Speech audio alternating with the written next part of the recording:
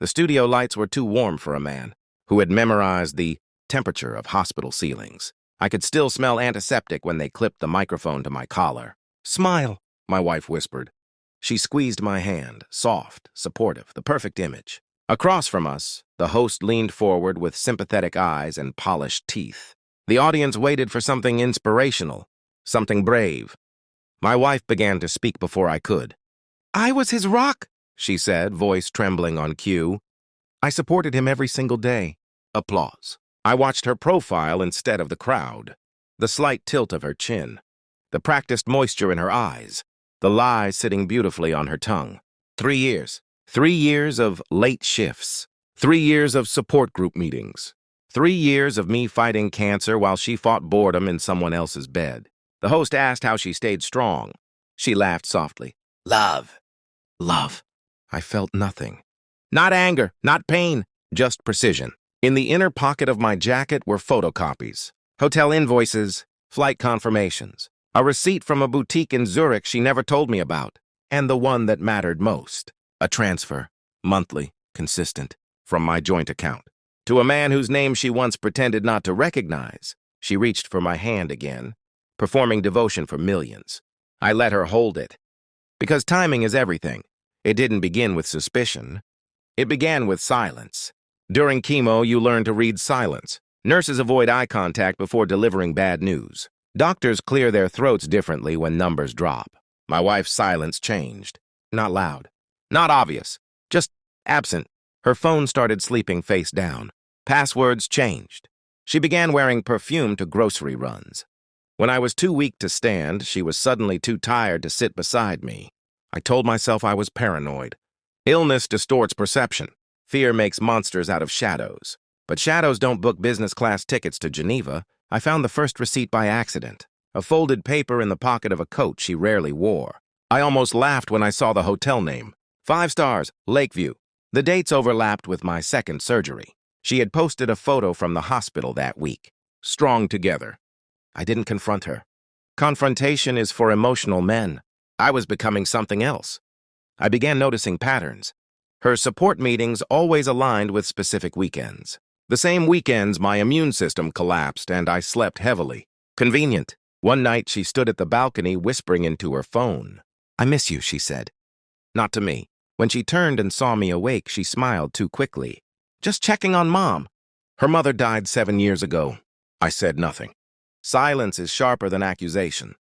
While she told the world she was my savior, I began auditing my own life quietly. I contacted the bank under the guise of reviewing medical expenses. I asked for detailed statements going back 4 years.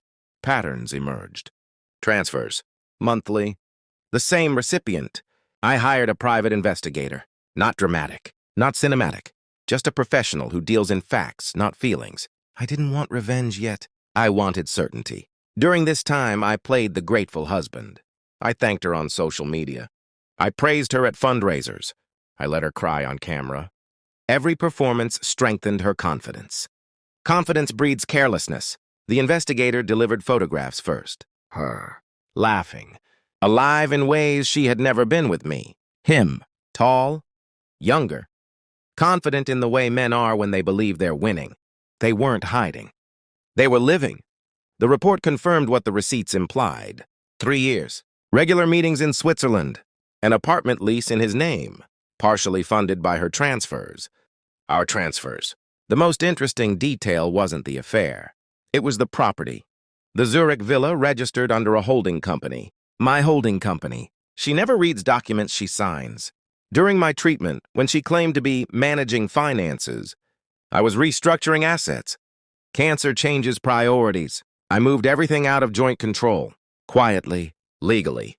The villa she helped pay for? Mine. The accounts she drained. Frozen the week before the show.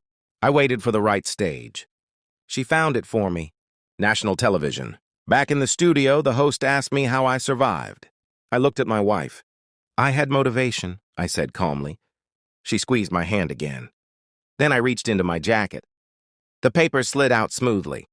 No shaking. I handed the first receipt to the host. "For context," I said. Confusion flickered across her face. My wife's smile didn't falter. Not yet. The host scanned the page. Hotel, Zurich, 3 years of dates. I don't understand, the host murmured. I placed the photographs on the glass table. The screen behind us, meant to display inspirational family, images, now showed her laughing with him beside Lake Zurich. The audience inhaled as one. My wife's fingers went cold in mine.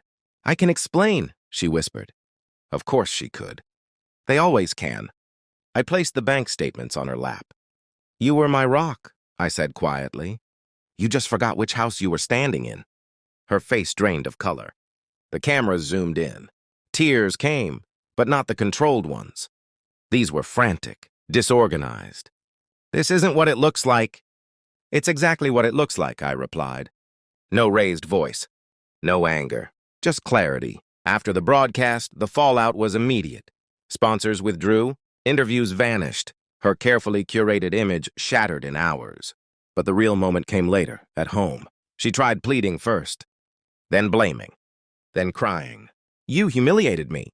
I looked at her the way doctors look at scans, objectively. You humiliated yourself, I said. She demanded access to the Zurich property. I almost smiled.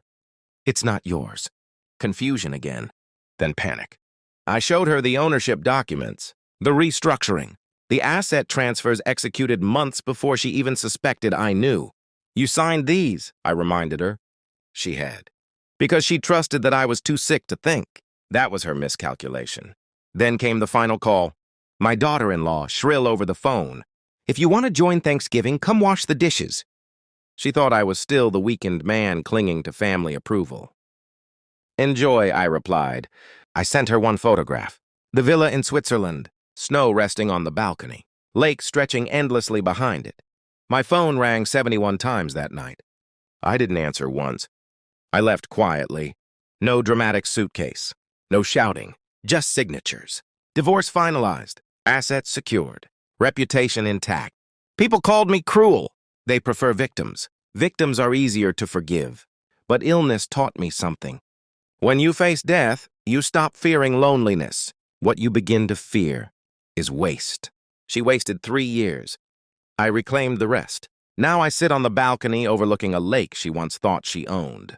The air is clean here. So is my conscience. Cancer almost took my body. She tried to take my dignity. Only one of them succeeded, and it wasn't her.